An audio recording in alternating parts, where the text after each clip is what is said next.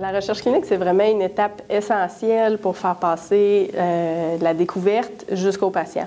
C'est le moment où on va dans les patients pour tester l'efficacité et la sécurité du médicament. Donc, c'est absolument essentiel. C'est ça qui a fait en sorte que les médicaments ont évolué avec le temps. C'est vraiment une ligne de soins.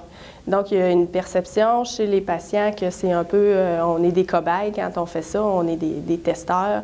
C'est vraiment, c'est pas le cas. C'est une option supplémentaire que les patients ont dans leur ligne de traitement. Donc, il ne faut pas le prendre comme étant seulement dans les cas désespérés. C'est vraiment quelque chose qui peut apporter un soin au patient. Il faut vraiment que ce soit vu comme une ligne de soins.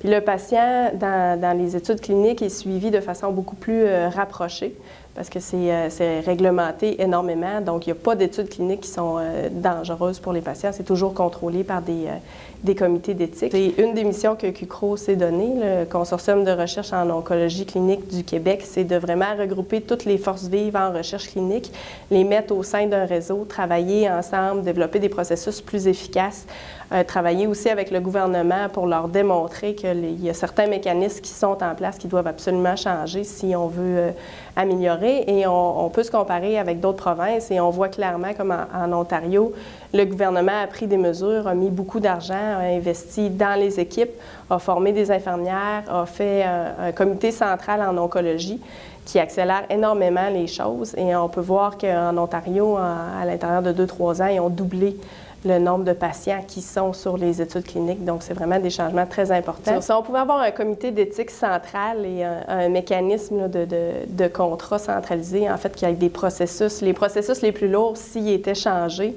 on pourrait amener des études très intéressantes ici et on peut amener des études aussi plus complexes qui fait en sorte que le patient se trouve vraiment là, au cœur, vraiment à la fine pointe de la technologie. Donc, c'est vraiment des traitements qui sont à peu près uniques au monde, que les patients québécois auraient accès. Puis ça, je pense que c'est absolument essentiel. Puis pour notre communauté scientifique aussi, c'est extrêmement stimulant d'être dans ces études-là parce que justement, là, on est vraiment de même maintenant. Donc ça, c'est vraiment absolument essentiel. Puis pour améliorer la vie et la qualité de vie de nos patients, la recherche clinique, c'est absolument essentiel. Chez les enfants, justement, c'est un modèle de recherche clinique qui fonctionne absolument bien parce que toute la communauté s'est rassemblée pour proposer des essais cliniques aux enfants. Donc, c'est entre 60 et 100 des enfants qui sont sur protocole de recherche clinique.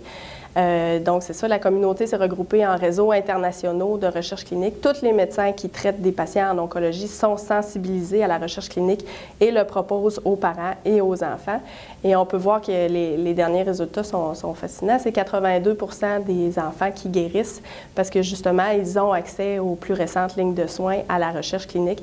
Donc, il faut absolument transposer ça chez l'adulte parce que, pour l'instant, on a très peu de données sur le pourcentage de patients qui sont en recherche clinique, mais on pense que c'est entre 2 et 5. Donc, il faudrait que ce soit vraiment davantage et on peut voir les effets tout à fait thérapeutiques qui sont fascinants chez les enfants.